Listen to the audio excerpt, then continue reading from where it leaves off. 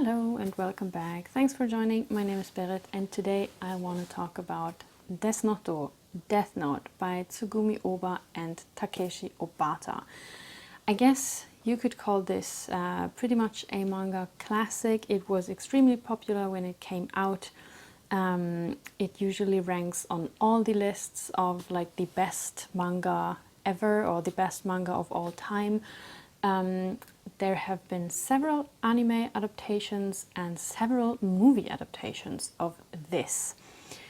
So it's safe to say this is a pretty popular manga, and I'm not sure how much of an actual review video this will be and how much of just simply an appreciation video, but I guess we'll see how it turns out. If for some reason you don't know what Death Note is about, this is a kind of crime or thriller manga. The protagonist is Light Yagami.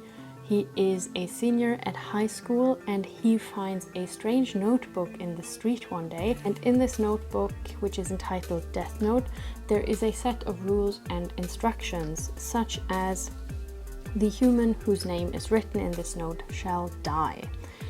A few days later, the god of death, yes, we have gods of death in this world, the god of death who has dropped the death note in the human world, he checks up on Light to see how things have developed and how things are going and whether or not he has started to use the death note. And it turns out that Light has indeed started to use the death note.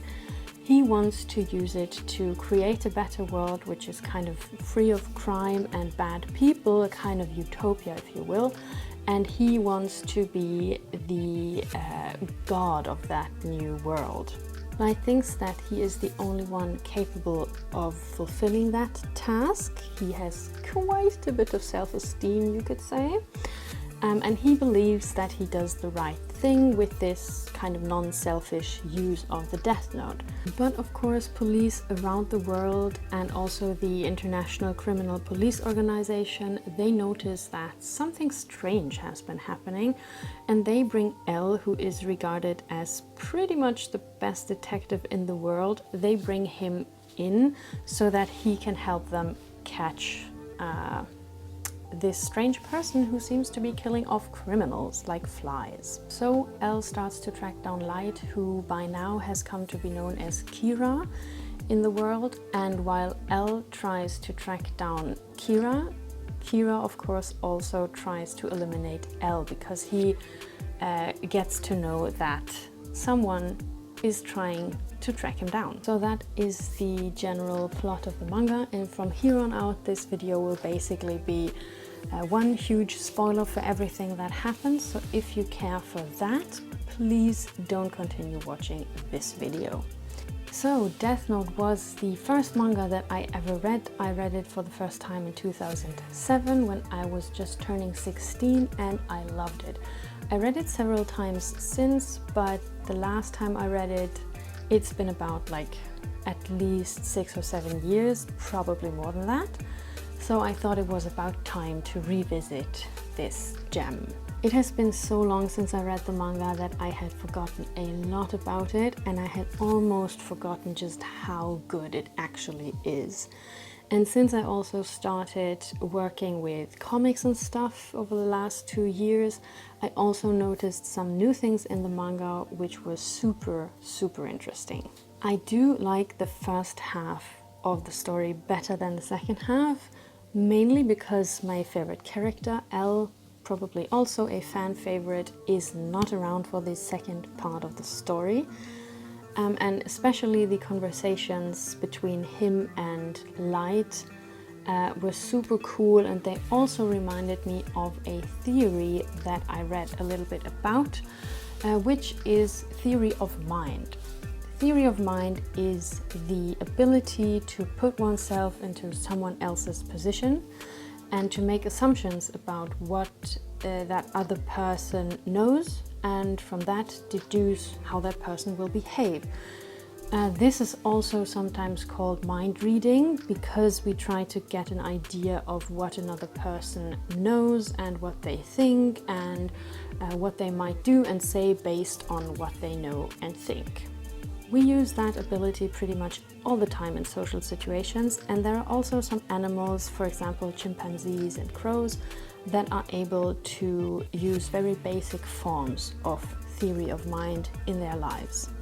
In the conversations between Light and L, we have a lot of theory of mind, I think, because since L suspects Light to be Kira, L scrutinizes everything Light says in light of that.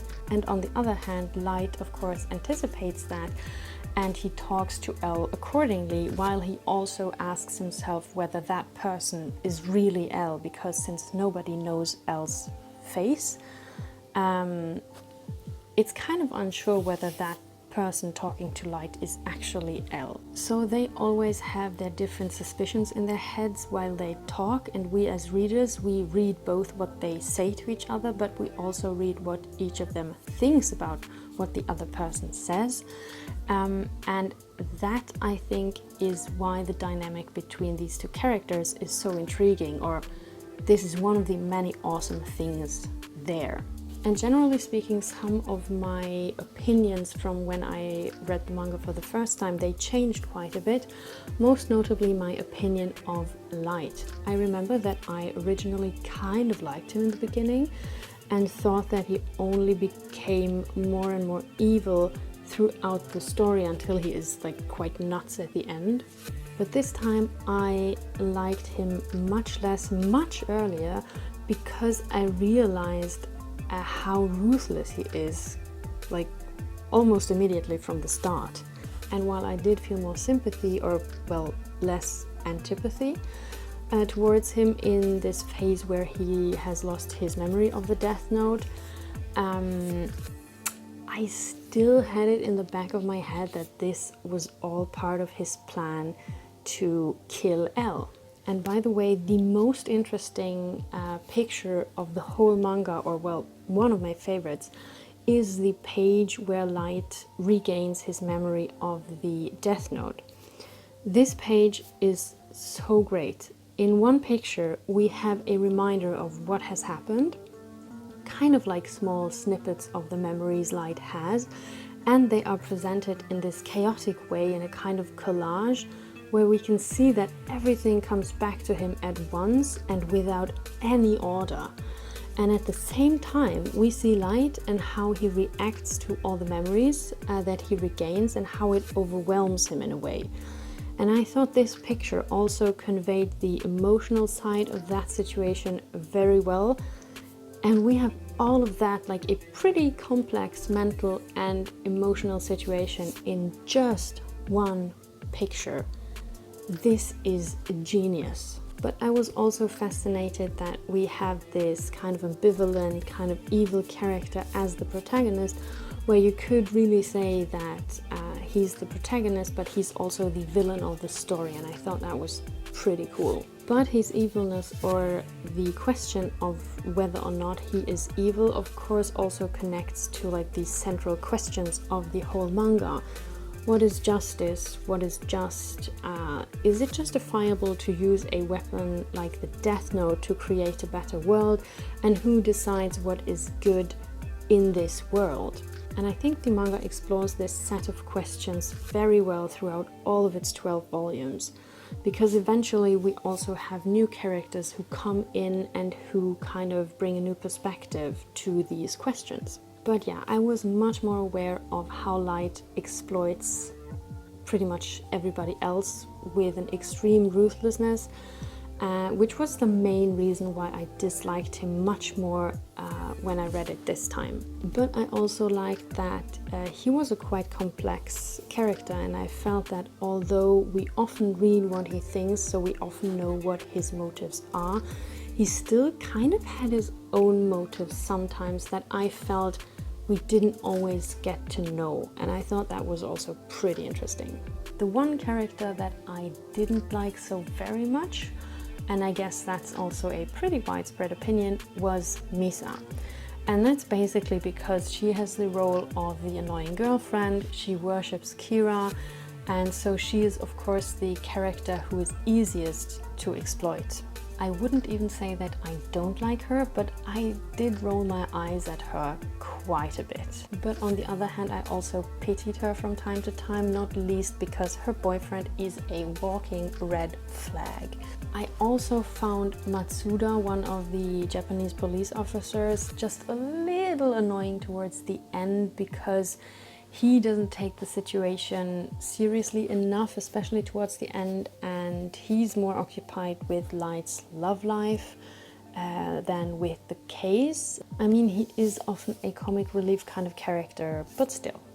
I also thought that it was a shame that Ryuk, the god of death, is more in the background in the second half of the story.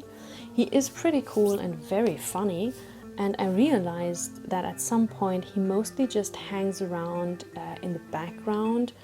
And I mean, this is of course because he cannot communicate openly with Light anymore because the officers are around all the time. But still, I thought it was kind of a pity that we have less of his jokes at some point. Even though I suffered a lot during volume 7 and I paused like every 3 pages while reading and just mumbled, "I hate Light" to myself. I think the second half does a pretty good job. Narratively, I think it kind of makes sense that L dies because while he more or less knows that Light is Kira and Misa is Kira too, he doesn't have any proof of it, and it doesn't seem possible for him to get some proof of it. So in the situation where he dies, they're kind of stuck in a dead end. And I gotta say, I had forgotten just how Light gets L killed in the end. I had thought that it was Misa who does it in the end, but the fact that he got Misa's god of death to do it, and at the same time the god of death dies because she's trying to save Misa, man, that was evil. And then in the second half we get 2 characters as kind of substitutes for L, Nier and Mello. I remember that I liked Nier much more than Mello the first time around, and I think that is because Nier reminds me so much of L. First of all, he has more like the detective status, and he ranks number 1 among the potential successors of L. He always crouches on the floor, and he kind of plays around with stuff while he talks, which is something that L also did. But while L played with, say, sugar cubes or his teaspoon, Nier has actual toys. And to be honest, I want to have some of these toys because they are super cute. And something that I thought was done pretty well with Nier was how he acts as a kind of guide through the strategies and this whole cat and mouse game that he has going on with Light, but in a natural way that kind of didn't disturb the story, at least for me it didn't. He's the one who recaptures what is going on, who is doing what, and who has which strategy. And of course, a lot of this is based on his assumptions about L, about Light, about Kira, who happen to be the same person at that point, and also about Mello, but he is pretty much right about almost all of that. And we as readers, of course, know that, so we can kind of basically trust what Nier says so that he is an actual help to us while reading. So Nier kind of helps us to keep hold of what is going on in the story because, well, it's pretty complicated by the end. And I also liked how he uses toys like little figurines while he explains what's happening, and I thought that was kind of interesting on a narrative structure level, like the use of words and pictures and how they work together. I thought that was pretty interesting. And then we have Mello. I didn't like him very much the first time I read Death Note, but this time I thought he was a pretty interesting and kind of cool character. And that is not just because I happen to have more or less the same haircut as he does at the moment.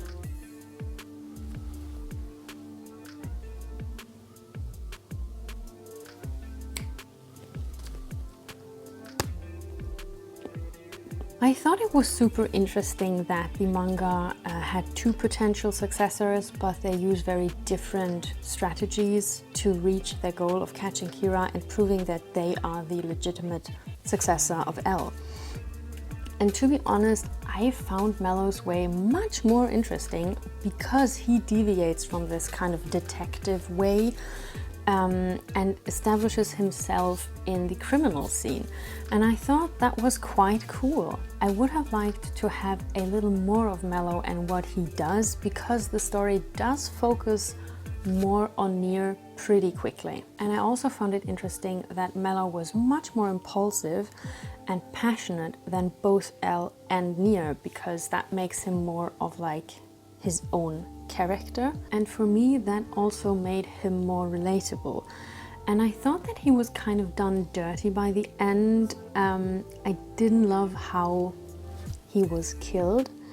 He seemed to be a bit too incautious with the whole Takada kidnapping kind of thing, and I also felt that because before he kidnaps Takada, Mellow disappears from the story for like a while. I would have loved to see more of how he investigates without the resources that Nier has, for example, and of course also without the resources that Light has.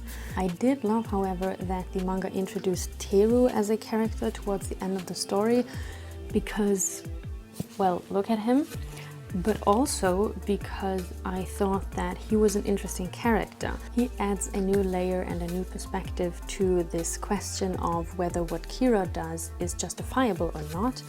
And I thought he had a pretty solid backstory, so that it was possible to understand why he became the way that he is in the story and how he thinks.